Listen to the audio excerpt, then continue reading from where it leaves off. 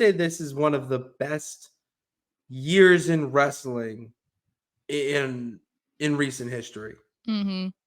Yeah, I mean, I hadn't consistently watched for years, so I can't, like say, oh, 2020 was a great year. You know what I mean? Obviously it wasn't, but I just mean like I Mhm. can't say like certain years, even just a few years ago, were wonderful or not because I wasn't watching regularly enough to be able to have like a real opinion on it. But I do feel as far as the consistency of how good the shows are this year, that to me 1,000%. is like the biggest reason why it separates from any other year. Like I think it's been probably like over 10 years or more that it's been this good every week.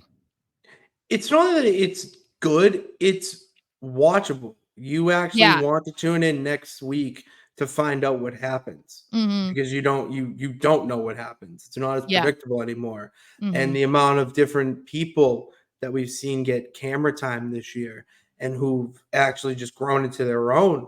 I mean, Tegan Knox being this featured is incredible. The fact that you finally see, I would say, some sort of life within the women's tag team division, I think Mhm. that's huge, and you're seeing NXT people be brought up to Raw for a little bit, like Not even a just new that day. though, the fact that they were drafted and most of them are being actually utilized is like a Yes. huge difference. There's a few obviously that I would be like, what, why are they not? Like Mhm. Cameron Grimes. But that's a huge difference because other times it's like, yeah, they would maybe be brought up to Raw or SmackDown, but then it was like, well, Vince didn't really like them. So like And you yeah, never that's really saw it's such a them. difference. It's Yeah. such a difference, which I love. People are getting highlighted, people are getting the spotlight that they deserve, and it's just a different vibe. Urban Nation, our good pal across the pond, says best year since perhaps 98, 99. I would put it up there I in did. terms of consistency. Yeah, I didn't wanna go that far back because I was young. Um, that was, like, kind of when I first started watching, and again, I wasn't allowed to watch, Oh, like, no, yeah, so you I were had to sneaking it. yeah, I was sneaking it, so I can't say, like, week on a weekly basis it was great, but, like, I even when I was going to shows all the time between, like, 2010 to, like, 2013, Mhm. I still was just like, "Oh god." Like, I had attended enough Raws and SmackDowns that were terrible that I wish I hadn't spent money on, and I feel like that's not the case right now. Like, if you spent money to go to a show, you're probably going to be exhausted at the end of the night because it's going to have been, like, jam-packed, you know? Yeah, Like you're cheering the entire time. You're exhausted from just, like, yelling and be well, interacting, and what not we've like, said "This too go is forever." yeah, well, and we've said even watching from home, like, it goes by so quickly. Like, you don't even Oh, realize, no idea. "Oh, it's main event time," and it's like, "Oh, so if it's Raw, it's like you've been watching for 2.5 hours already," and it's like, "Oh, why is it almost over?"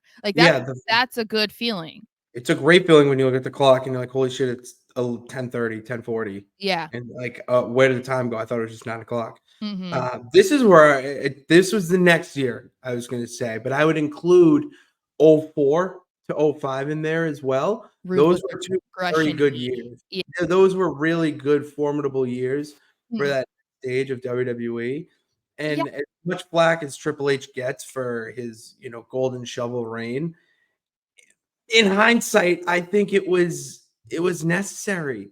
I think it was. I think it's like the 2010s, I think, were a rough time for WWE, and I think partly Okay. because their main stars that had been dominating, on television for 10, 15, 20 years were getting older and they were either retiring or they couldn't really perform as well or they were taking more Mhm. time off.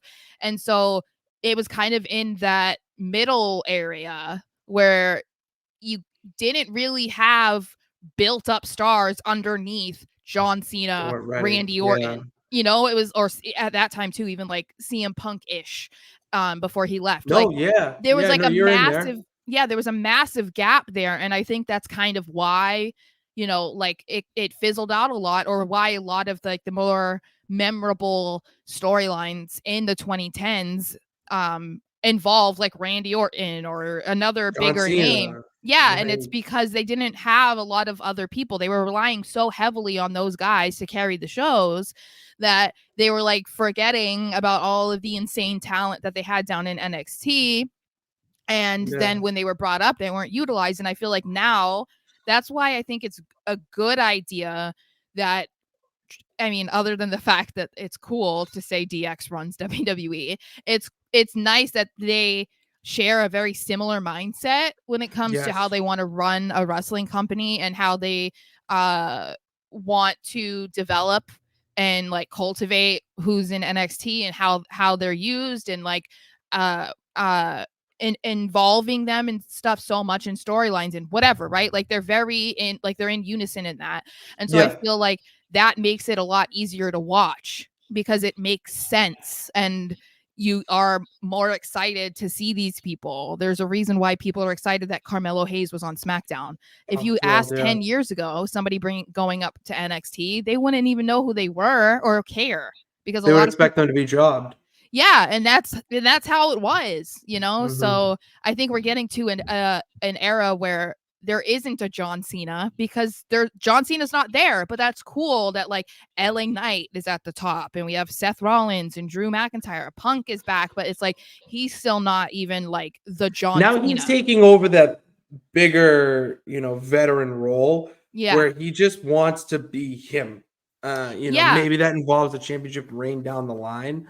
But the way I see Punk right now in WWE is just WWE giving him the most freedom to be him. That's all he wants. And in that stage, like he's the big star. He draws money. He knows that. The company knows that.